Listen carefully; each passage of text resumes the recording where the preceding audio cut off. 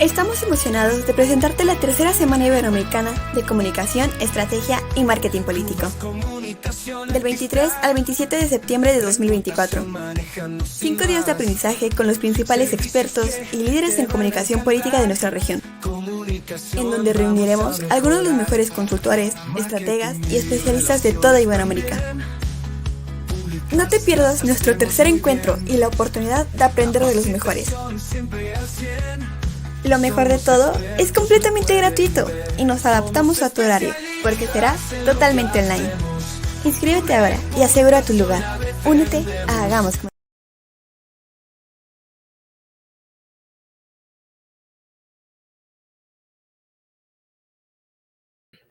Y ya estamos de vuelta con la última conferencia por esta jornada, por la cuarta jornada de la tercera Semana Iberoamericana de Comunicación, Estrategia y Marketing Político. Sin duda, es un gran honor también, al igual que los demás conferencistas, tener en esta ocasión de invitado al maestro Gabriel Slavinsky con el tema Dos emociones para ganar. Sin duda, es un gran referente. Él cuenta con un magíster en marketing político por la Universidad de El Salvador, es candidato a doctor en comunicación social por la Universidad Austral y es ganador en el año 2023 y en los Napolitan Victory Awards en Washington al consultor del año en oratoria y mejor libro. En 2021 a la mejor campaña municipal y en 2020 a la excelencia en la enseñanza. También ha sido nominado a la columna política e innovación política. Por si fuera poco, es reconocido por la revista Washington Compol como uno de los 100 profesionales más influyentes en el año 2023, 2022 y 2021. Además de que recientemente ha recibido uno o varios Napolitans, precisamente entre ellos a la enseñanza y la continua de realizar este tipo espacios de capacitación, sobre todo en temas de comunicación política. Sin más, muy buenas noches también para ti, Gabriel Lavinsky. ¿Cómo estás? Hola, ¿cómo andan? Bien, un placer. Gracias por la invitación, ¿eh? Un gusto, por supuesto, tenerte por acá y bueno, que nos compartas sobre todo tu conocimiento, que sin duda siempre ha sido excepcional en los diferentes espacios en los que he tenido oportunidad de verte. Bueno, muchísimas gracias. Gracias por tus palabras. Gracias por tus Es- palabras. Estamos Bueno, encantados y este espacio es todo tuyo. bueno, gracias, muchas gracias. Bueno, voy a compartir pantalla. No sé si se está viendo el pertenecer y sentir. Tú dime si lo estamos viendo bien, así me quedo tranquilo. Sí, Eso, es ahí correcto, ahí estamos, lo perfecto. vemos.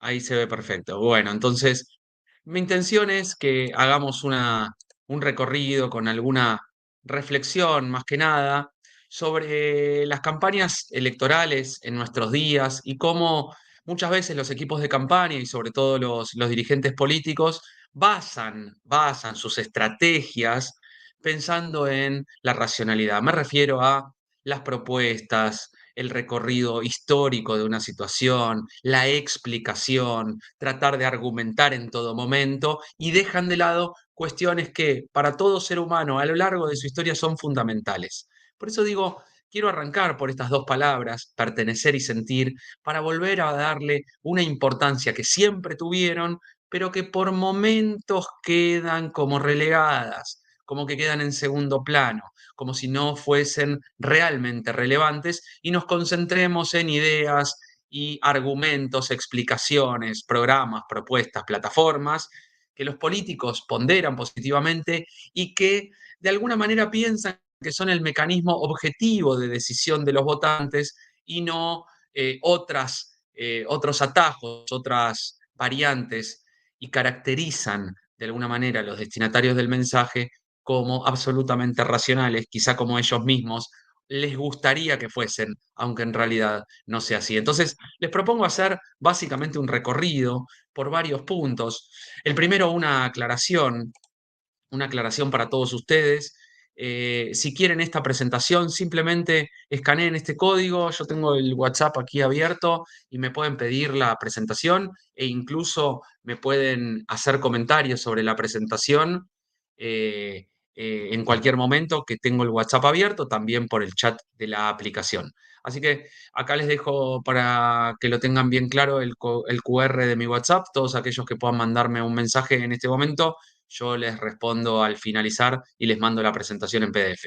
Pero bueno, punto dos, más allá de la aclaración, una intro. Y la intro es un llamado a los equipos de campaña, un pedido eh, con con mucho respeto y por favor, dejen de actuar como si fuésemos solo seres racionales. ¿Lo racional es muy importante? Sí, lo es. Muchas veces decimos los consultores políticos, no, bueno, se deciden por las emociones, el voto es una cuestión emocional. Es correcto, pero tiene una base racional. No despreciamos la racionalidad, pero tampoco podemos actuar como si nada de lo emocional, de lo visceral, de la pertenencia a una tribu, quedase de lado. Entonces, dejemos de actuar como si solo fuésemos seres racionales.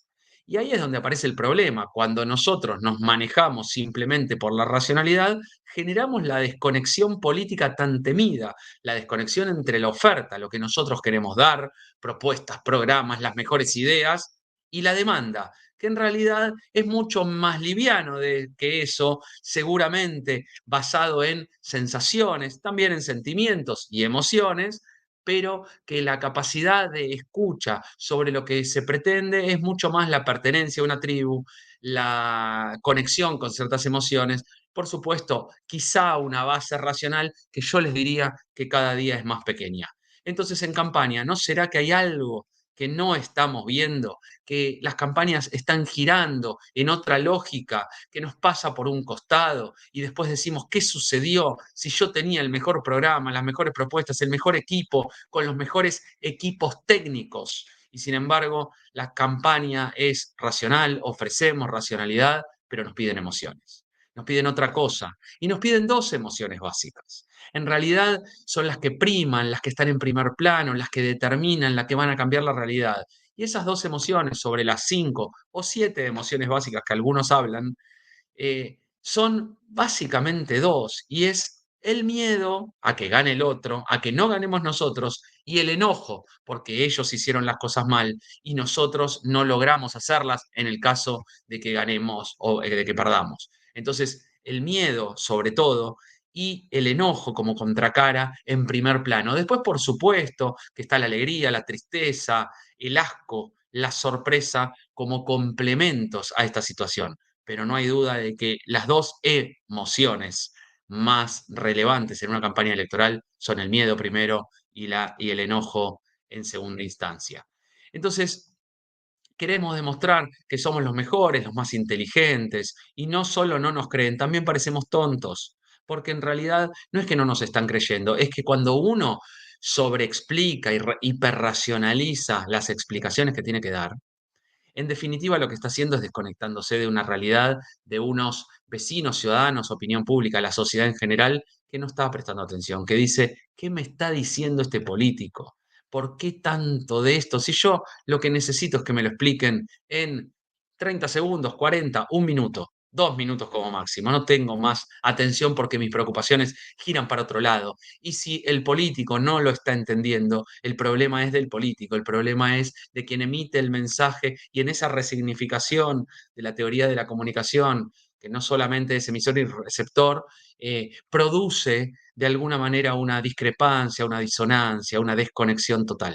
Entonces, a partir de ahí sí me gustaría caracterizar dos cuestiones. La primera es cómo son los destinatarios del mensaje, aturdidos, apresurados, empantallados, interrumpidos por esas pantallas, confundidos con la información, equivocados cuando toman una decisión sobre alguna de las cuestiones que tienen dando vuelta alrededor, y sobre todo, lo más relevante, no les interesa, desinteresados por la política, pero esto no es solamente por la política, sino que hay un desinterés general en la sociedad sobre diversos temas, o quizás, mejor dicho, sobre la mayoría de los temas, salvo algunos intereses particulares de la ciudadanía, como por ejemplo el equipo de fútbol del país, alguna cuestión con la religión, quizá algo con alguna cosa específica de una comunidad en particular, o algo que tiene que ver con lo comercial y la venta publicitaria de un negocio, un emprendimiento, una feria personal. Son pocos los intereses que nos guían. Son pocos los intereses que nos guían. Imagínense si la política va a estar en primer plano. No nos prestan atención, porque no les interesa. ¿Cómo puede ser que no nos presten atención sobre algo tan importante como la política, que es el futuro de tus hijos y de la sociedad? Y porque creemos que si nosotros hacemos las cosas bien, el problema es que hace mucho tiempo que en estos lados donde estamos nosotros, las cosas no se han hecho bien. Y como no se han hecho bien, tampoco podemos pedirle que nos presten atención, porque no les interesa, porque tampoco conciben de que allí pueda haber un resultado positivo. Entonces, me parece que hay que decodificar un poquito mejor en qué escenario estamos parados, en donde miramos poco lo estratégico y más lo táctico operacional de campaña, de cómo ganar la campaña que sigue, más que cómo mejorarle la vida a la gente en los próximos 10 años. Entonces, me gustaría hablar del cerebro, de qué manera se define, se decide. Y el cerebro a lo largo de la evolución tiene una sola guía: ahorra energía para sobrevivir. Ahorra energía para sobrevivir. Piensen en esto. ¿Por qué el desinterés? ¿Por qué la desconexión? Bueno, en principio porque el cerebro está pensado, o mejor dicho, se ha adaptado a lo largo de siglos, desde el hombre de las cavernas hasta nuestros días, para ahorrar energía para sobrevivir. ¿Y qué instintos? ¿Cuáles son las acciones, las 5C de las acciones que necesita el cerebro, que prioriza el cerebro? Es el del correr, comer, combatir, copular y controlar. Básicamente ahorra energía y solo presta atención en cuestiones que tienen que ver con la comunidad que lo preserva, pero para correr, para comer, para combatir, para copular y para controlar. Entonces, eso diría que está en el primer plano de la supervivencia. Sin embargo, como seres humanos hoy evolucionados, por supuesto, el ser humano es un racionalizador de sus emociones con el objetivo de generar un pasaje por lo racional, que lo emocional cobre para nosotros un sentido más lógico. Nos separamos de lo emocional como si lo emocional nos llevase a ser hombres primitivos en vez de ciudadanos civilizados, racionales, conscientes de nuestras decisiones. Entonces, en realidad tenemos como un mecanismo de defensa hacia lo emocional, en donde es una cuestión de narcisismo, porque nos avergüenza sentir que somos básicamente emocionales y preferirnos otorgarnos la categoría de racionales o de seres pensantes. Exaspera a nuestro ego aceptar que somos más emocionales que racionales. Entonces me parece que ahí hay una de las claves de este interjuego que hay entre la absoluta racionalidad, somos racionales, pensantes, sensatos, ¿cómo puede ser? A esa persona lo guían las emociones, por lo tanto comete errores y en realidad solo lo guían cuestiones que tienen que ver con sentimientos, con el amor, con el odio, con el enojo, con la alegría, la tristeza, y nosotros necesitamos gente pensante que organice programas, equipos para tener los mejores resultados. Pero la verdad, no somos tan racionales como creemos o como nos gustaría. Y esa es la clave. No lo somos y tenemos que entenderlo, sobre todo en la cuestión de campañas electorales. Hay una base racional, es importante envolvernos en la racionalidad, pero somos seres emocionales. Entonces, a partir de ahí, uno tendría que pensar cómo llegar y cómo tenemos que caracterizar en general a nuestros votantes a partir de esa lógica de lo comunitario, porque pertenecemos a tribus para preservarnos, lo emocional que nos sirvió para evolucionar y lo racional, que es la base por la cual se generan determinadas decisiones. Entonces, base racional, pico o sintonía emocional y en definitiva la vivencia en la pertenencia comunitaria o tribal. El modo en el que les hablamos a los destinatarios, está determinado por la caracterización que hacemos de ellos, cómo los pensamos, la verdad, cómo pensamos a ellos. Bueno, y ahí es donde empiezan los caminos al voto y en donde podemos interpretar que a partir de lo emocional, de lo racional, encontramos determinados puentes que nos llevan a concebir a los votantes de alguna manera. Y ahí es donde uno hace el esquema de campaña, ¿no? Entonces uno lo puede tener más pensando en que esta campaña se va a definir por personas o por ideologías o por partidos o por temas o por alguna cuestión estratégica o por heurísticos cognitivos donde activamos determinados atajos por propuestas, por argumentos, por identificación con alguna política, candidato, familia, etcétera, o por lo emocional puramente. Entonces tenemos 10 caminos hacia el voto por lo menos definidos, en donde voy a avanzar con algunos de ellos. El personalista es poner a la persona en primer plano, por supuesto, en donde se habla de las características del candidato, capacidad, credibilidad, experiencia, personalidad. Y hay muchos ejemplos, ¿no? Que yo no sé,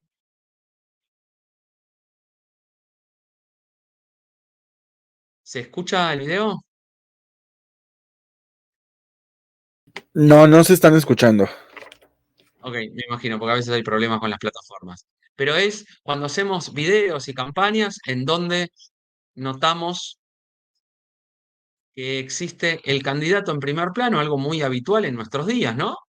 Muy en primer plano poner al candidato, ¿no? La persona más allá de las ideas y conceptos. Lo ideológico, también ideas, el paradigma, el capitalismo, o paradigmas, ¿no? La libertad, el comunismo, el socialismo, en donde hay determinadas cuestiones que quedan en primer plano, en donde el contenido sobre lo ideológico eh, se pone en primer plano para lograr cierta identificación con los votos en todos los momentos. El tercer punto es el partidario, cuando hay determinados partidos, espacios, tribus o grupos por los cuales se los coloca en primer plano tratando de decir, miren, nosotros somos del PRI, o somos de Morena, o somos del PAN, o del PRD, o del peronismo, del radicalismo, o del PT brasilero. Entonces tenemos que ser un bloque de unidad para incentivar e impulsar al voto. Entonces, depende del partido político. Y es cómo los ponderamos a ellos, cómo los vamos a atraer. Si la gente nos está diciendo en las elecciones que un 50% vota por fuera de los partidos políticos y nosotros queremos ganar con el 60% de los votos, ¿nuestra campaña va a ser absolutamente partidaria? Y lo más probable es que no. Entonces me parece que hay que entender esa articulación de cómo graduar la campaña y los mensajes para activar determinados caminos hacia el voto. Punto 4, un tema específico, la inflación, los asesinatos, el transporte, el salario, el Tren Maya, las pinches rentas, la política ambiental. Punto 5, el voto estratégico. El voto útil, famoso voto útil. Esto es muy típico en todas las campañas. Generar la idea de que tiene que haber una conciencia de competitividad, como si nos estuviesen escuchando. ¿Ustedes vieron mucho voto útil en las campañas electorales en las que trabajaron? La realidad es que se hace mucho esfuerzo para mostrar la utilidad de una cuestión y en pocas campañas tienen éxito. Me gusta este ejemplo de Pablo Lemus y Xochitl Gálvez en Jalisco, en donde hay un cartel de voto útil. Creo que acá el candidato a gobernador, Pablo Lemus, incentiva a el voto panista de la región, diciendo no voten a mi candidato a presidente, si votás a Xochitl, si sos del PAN, también podés votarnos a nosotros que somos de Movimiento Ciudadano. Digo, esta es una fórmula como muy explicativa y que tiene un votante que no solamente está pensando en migrar entre un voto y el otro, sino que puede entender la conveniencia y luego entender lo que le está diciendo el cartel. Digo, es algo muy, muy puntual y específico y en los políticos en general se basan fuertemente en el voto estratégico y el voto útil, como si pudiesen razonar con ciudadanos que les están prestando atención. Digo, parece una desconexión fuerte, pero se los dejo. Punto 6, heurístico cognitivo, un atajo cognitivo. Hay distintos tipos de atajos, como en el caso de Macri en Argentina, me acuerdo que me habían dado un ejemplo en ese tiempo que decía, nosotros lo votamos a Macri porque es ingeniero y hace cosas y no es abogado y complica las cosas. Entonces era un atajo. O la afinidad deportiva. Alberto Fernández es de hincha de Argentino Junior. Por lo tanto, si yo soy de Argentino Junior, lo voy a votar porque seguramente le va a ir bien a mi club. Son atajos que no tienen que ver con la racionalidad. El otro es la belleza física, ¿no? Acá me gusta poner ejemplos de hombres porque es bastante típico poner el ejemplo de las mujeres, ¿no? Pero hay algunos ejemplos acá. Bueno, acá hay otro ejemplo de Claudia Sheinbaum con su aveo, mostrando su honestidad en que con su aveo recorrió toda la campaña de Ciudad de México y tiene 150.000 kilómetros, lo muestra ahí.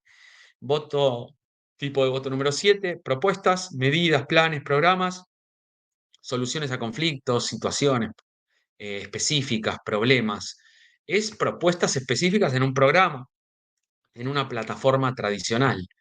El PRI lo usó mucho en esta campaña, bueno, tampoco le fue muy bien, eh, pero hablando de cosas específicas, ¿no? Argumental, basar en determinados argumentos racionales, con la capacidad de explicar en primer plano. Acá hay unos ejemplos bastante buenos, pero bueno, si no se ven, se los dejo para la próxima. Explicaciones en primer plano, ¿no? Hay otros más graciosos y otros más complicados. Punto 9, anteúltimo, identificación personal del candidato, del equipo, con humor, con estilo, pero generar una identificación por algún camino en particular. Eh, eh, Morenista y obradorista, ¿no? Xóchitl,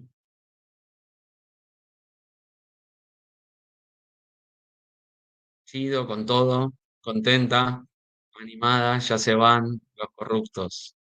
Ya lo escuché muchas veces.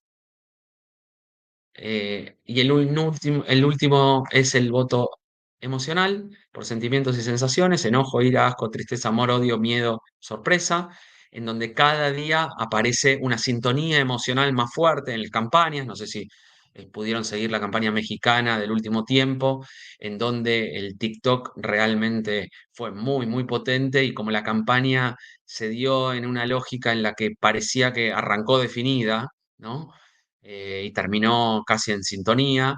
Se redoblaron esfuerzos para lograr una campaña que en algunos casos giró en torno al odio, al amor, al enojo, a la sorpresa. Hubo mucha vehemencia en algunos debates, la candidata de las mentiras, la candidata del enojo, la candidata de la corrupción, fue bastante fuerte. Entonces, digo, la conexión emocional muy fuertemente arraigada en las nuevas campañas en donde se pone en primer plano distinto tipo de emociones. Eh,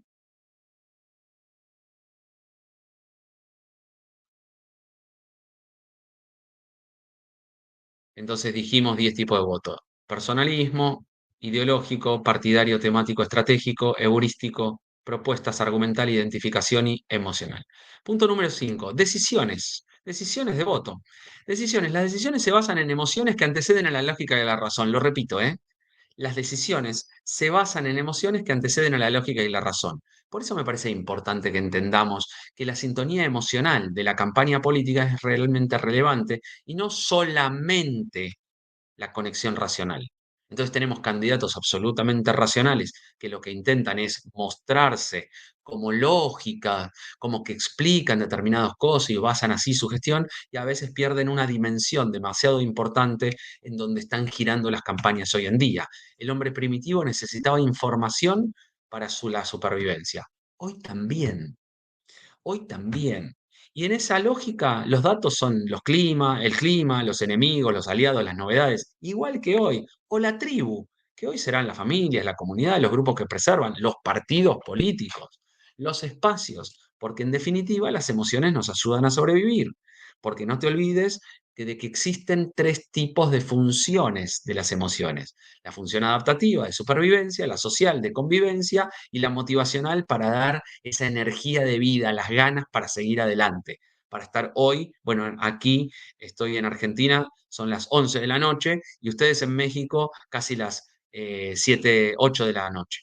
Entonces, digo, esa energía para estar presentes y seguir adelante, pero emociones en su función adaptativa como mecanismo de supervivencia. Y la decisión electoral, basado en todo lo que acabamos de ver, para hacer un resumen final, notamos que el voto no es racional, está fundado en razones, pero no es un fenómeno de base racional, no es un fenómeno de lógica racional. Tiene base racional, lo dije mal, tiene base racional cada vez más pequeña y conexión emocional. El voto se da por diferentes caminos, justificados posteriormente por la razón. Tiene una base y luego una justificación. No sé ya cómo decirlo, pero necesito que lo comprendan, que lo entiendan, de que existe la base racional, de que existe una justificación racional, pero el core, el centro, la cuestión de la conexión del voto tiene que ver con dos vías mucho más potentes: las emociones, enojo y miedo, las tribus, la pertenencia a determinados grupos o espacios. Conclusiones. Para terminar, y abro preguntas. La primera, no nos guía la racionalidad. No nos guía la racionalidad, nos guían otras cosas. Para explicaciones y planes usen inteligencia artificial, no hace falta. Porque si no, si nos guiase realmente la racionalidad, pongamos al chat GPT a que opere determinadas respuestas o programas, etcétera, va a sacar seguramente una base de bastantes cosas bastante positivas. Las tribus son más importantes que las ideas, lo quiero decir con claridad. La pertenencia es una palabra clave para lograr más eficiencia en el trabajo de campaña. Tener tener solo un gran plan de propuestas no es entender la esencia humana. Y la campaña es la adecuación de la dosis de cada una de las cuestiones que dijimos, de cuánto va a ser partidario, cuán emocional, cuán racional, dónde colocar el sentido de pertenencia y ordenar una campaña en esas lógicas. Entonces las dosis son las emociones, de pertenencia y algunas razones. Somos seres emocionales, somos seres sociales y somos seres emocionales, porque nuestro objetivo es sobrevivir.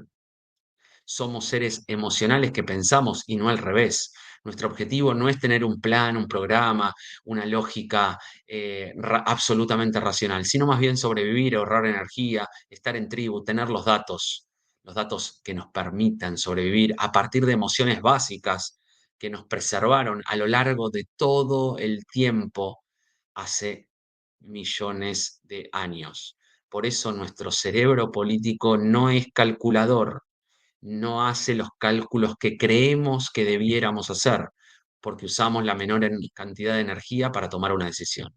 Lo ideológico cede ante lo emocional o estético y superficial básicamente por pereza, básicamente por pereza.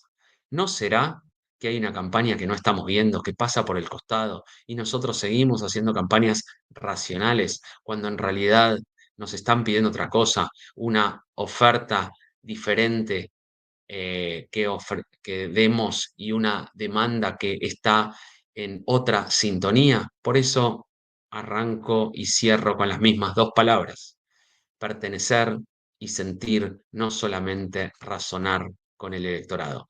Muchas gracias, cierro acá la presentación, les dejo acá nuevamente el QR para que puedan escanearlo y mandarme o preguntas o consultas al WhatsApp, que lo tengo aquí abierto. Aquí están llegando algunas.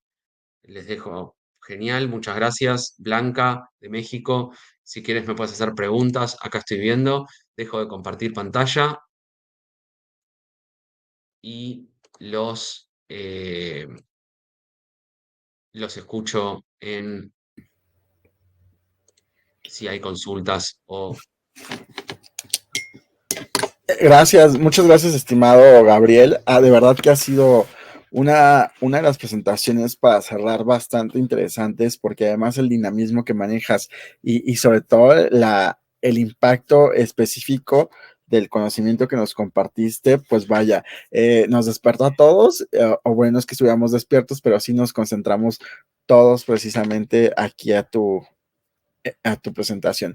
Y justo Blanca Islas nos dice, con su experiencia en campañas y con candidatos, ¿qué tan importante es la salud psicológica de los candidatos para lograr la comunicación con los electores y su responsabilidad como líderes?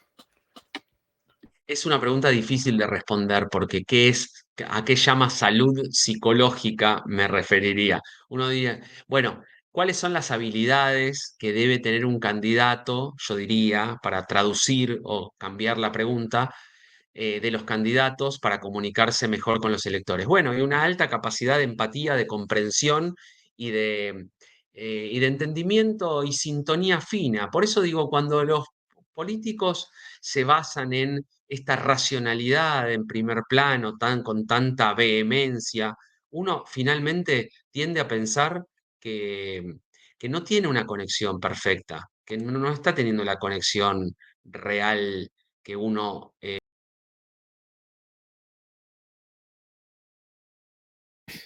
Creo que está teniendo unos problemas con conexión, Gabriel. Denme un segundito nada más.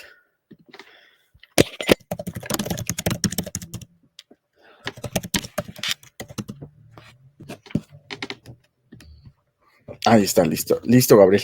Creo que se había Ahí volví, desconectado. ¿no? Exacto. Sí, desconecté sin querer. Em, no, estaba tratando de sacar el fondo virtual, pero ahí está, ahí lo saqué. Estoy en una habitación de hotel de viaje.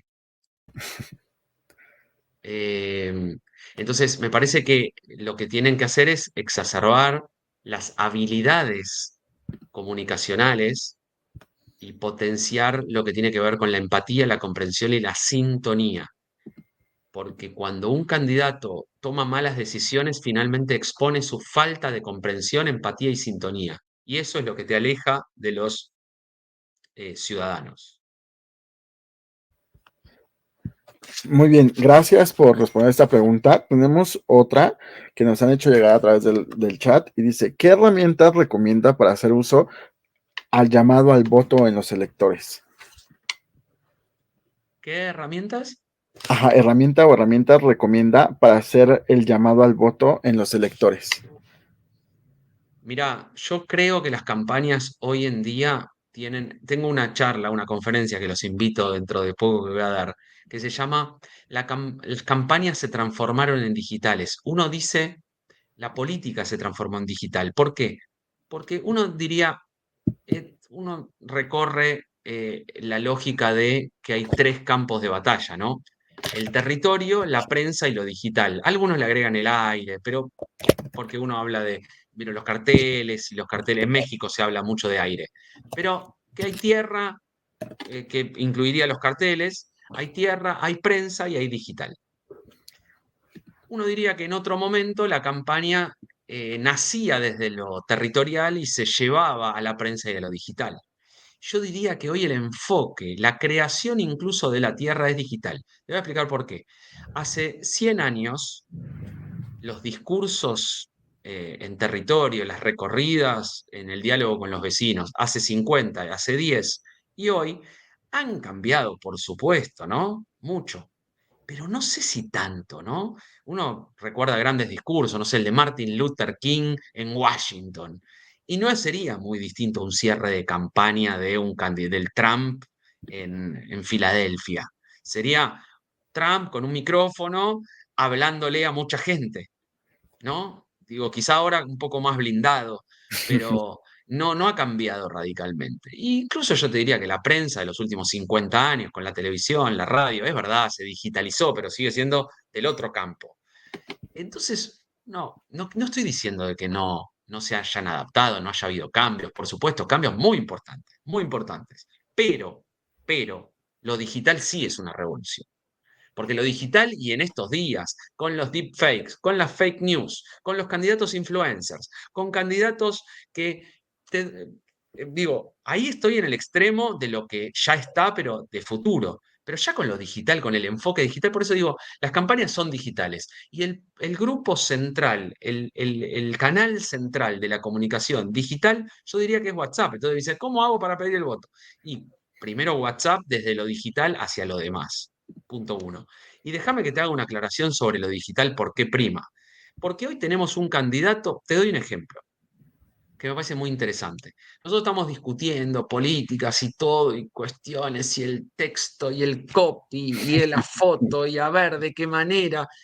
Y de repente en India están en una campaña donde las deepfakes están revolucionando la forma de hacer política. Un ejemplo, José Luis Cruz. ¿Vos estás a favor de la pena de muerte o en contra? Dios. Bueno, decime algo que estés a favor. ¿Estás a favor del aborto? Algo que sea dilemático. ¿Estás a favor? Digamos, el aborto, sí, estoy a favor del aborto. Muy bien, vos estás a favor del aborto, pero va a haber deepfakes en donde José Luis Cruz diga 30 veces por día con distintos argumentos, distinta ropa y distintos escenarios, argumente muy fuertemente que estás en contra del aborto. 30 por día. No va a haber posibilidad de que vos digas, pero si yo estoy a favor, porque la realidad se va a perder. Y esto está pasando hoy, no es que está bien, está pasando lejos hoy, pero hasta que llegue y pase cerca mañana, es dentro de... En Argentina tenemos elecciones el año que viene, en nacionales en 3 años. Yo lo que digo es en el 25 o en el 27, en Argentina y en otros lugares, esto va a suceder. Lo que hay que pensar es cómo resolverlo, no hacer, porque va a suceder. La inteligencia artificial en Reino Unido creó un candidato que se llama Steve, no sé si lo ubican. Se llama Steve, es un candidato de la inteligencia artificial representado por un humano que dice, yo soy el representante de la inteligencia artificial, soy un títere. Ahora, esa inteligencia artificial está respondiendo 40.000 conversaciones por día. Wow. Digo, ¿no? Y creo que con bastante eficiencia de cómo José Luis Cruz y todo su equipo responde el Facebook, que es difícil de responderlo para seres humanos. Bueno, esta inteligencia artificial responde entre 25 y 40.000 por día. ¿No les parece que el hecho de que no podamos sacar una foto y ponernos de acuerdo con algunas cosas en el equipo de comunicación no que está haciendo un poco de atraso y que quizás hay que mirar algunas herramientas un poco más potentes para no quedar en el camino? Porque como decía Darwin, y acá si querés te cierro, no es el más fuerte ni el más inteligente quien sobrevive, sino quien se adapta a los cambios. Es correcto. Y sobre todo en estos tiempos, como bien lo dices, en estos tiempos que los cambios son minuto a minuto. No hay, Ujú. no hay un vamos a esperar mañana, vamos a esperar la semana que entra. No, esto va minuto a minuto. No sé si sepas lo que ha ocurrido en esta semana, justo en México. El 1 de octubre toma posesión la primer presidenta de México y de América Latina, si no me equivoco, Claudia. Claudia Sheinbaum, exacto. Y ha habido todo No, una. no es la primera presidenta de América Latina. Sí, yo sé que no, pero la han querido vender justo por No, eso. no, no, no, no. Michelle Bachelet en Chile, Claro, Cristina Fernández de Kirchner en Argentina, tenemos Dilma Rousseff en en Brasil, Brasil, claro, Costa claro. Rica, Pero a eso voy, mucho. justo, Sí, justo a eso voy. Esta semana se ha dado estos ataques, por decirlo, en el cual se invita, en el caso de España, todos de este lado del continente sabemos cuál es lo que ocurrió con España, la conquista y todo eso que pasó cuando tú y yo no habíamos nacido, ¿no? Y bueno, ahora resulta que en la invitación solamente se le extiende al primer mandatario español, pero no se le invita al rey. Y y bueno, se le pregunta que por qué, ¿no? El gobierno español contesta hace unos días que no vendrá nadie del gobierno de España porque no ha sido, no han seguido los lineamientos diplomáticos de invitar al rey y al presidente, ¿no? Y suben un documento en X en donde dice que hace 200 años, cuando los españoles nos conquistaron, y justo es esto, o sea, no fue hace 200 años. Esto, digo, viene más atrás a esto, pues ahora justo lo que estás diciendo, ¿no? Se le suma, así como esta frase que te digo que ahora es la primera presidenta y evidentemente pues sabemos que no hay que ir más allá de 200 años, tan solo en la actualidad, cuántas presidentas no ha habido ya en el continente, pero este tipo de errores que ha habido dentro de la política, y no nada más en México, como bien lo compartías tú con este ejemplo, vaya, no hay cae en contradicciones lo que decías, cae en incongruencias que afectan al político. ¿Tú cómo ves esta parte? De pronto se decía que no están revisando lo que están subiendo a redes sociales, a las plataformas, y que esto está teniendo una repercusión pues en medios, por supuesto, y sobre todo, yo creo que algo vergonzoso, que en la cuenta oficial la plataforma te ponga una anotación y una liga del propio gobierno donde diga que no son 200 años, que esto viene de 1521. ¿Tú cómo lo ves desde tu punto de vista? Para mí son graves los errores. Yo no los minimizo. Nosotros tenemos que, como estrategas o como consultores políticos, generar conversación en cuanto a temáticas que nos parezcan relevantes. Pueden ser desviaciones, incluso puede ser algunas manipulaciones, te diría, pero errar, equivocarse se paga muy caro. Los errores se pagan muy caros. No me gusta jugar con los errores como si fuese, como minimizarlos. Me parece que es mejor no decir nada. Nadie está pidiendo que alguien diga específicamente. Se le está pidiendo a los políticos que trabajen, que trabajen. La comunicación es un reporte de gestión de alguna labor realizada o de algún planteamiento. Yo creo que se ha desvirtuado el movimiento comunicacional de políticos que quieren exponer cosas, algunas con estrategia lógica de campaña, pero otras que rozan lo ridículo y lo torpe. Me parece que la prudencia es un aspecto que en el largo plazo debiera funcionar mejor. Y finalmente, Gabriel, ¿cuáles consideras que son estos nuevos retos a los que se va a enfrentar la comunicación política y, por supuesto, la consultoría en comunicación política? Sin duda la tecnología y la inteligencia artificial, sin duda. No hay, lo venía diciendo. O sea, nosotros vamos a tener que lidiar con una campaña en donde queremos desmentir algo que se dice y los consultores muchas veces decimos, no, no hace falta desmentir. Y de repente van a salir deep fakes, no una, 50.000 de una situación y uno va a tener que o convivir con esa situación o quizá los electores finalmente entiendan de que todo es una gran mentira y no importe la realidad y no importa lo que diga quién o quién o tal, o desaparezcan las redes sociales por falta de conciencia y consideración o verdad, entonces solo sean para algunos amigos y no sirvan para la política y aparezca una red social solo las oficiales o se transforme en solamente como si fuesen canales.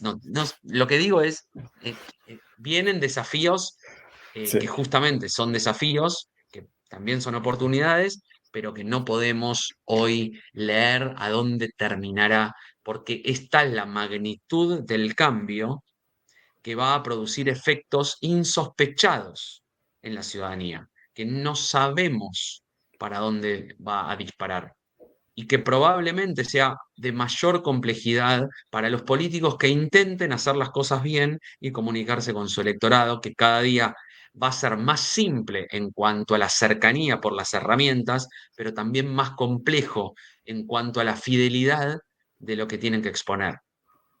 Así es, y justo nada más para comentar esto, Gabriel, el día de ayer estuvo con nosotros la doctora Mara Telles de Brasil, y bien, lo dices, o se cierran las redes, como ya es el caso de Brasil, donde ya justo nos estaba diciendo ella fue de las últimas usuarias que tuvo X o Twitter hasta el día domingo, pero el día de hoy no se puede conectar, no puede, tiene 60 y tantos mil seguidores, dice, ¿dónde están? Porque pues ni yo los puedo de informar, ni ellos tampoco pueden saber acerca de mí, y justo porque hay un tema político que hizo que a final de cuentas se cerrara la plataforma en el país, ¿no?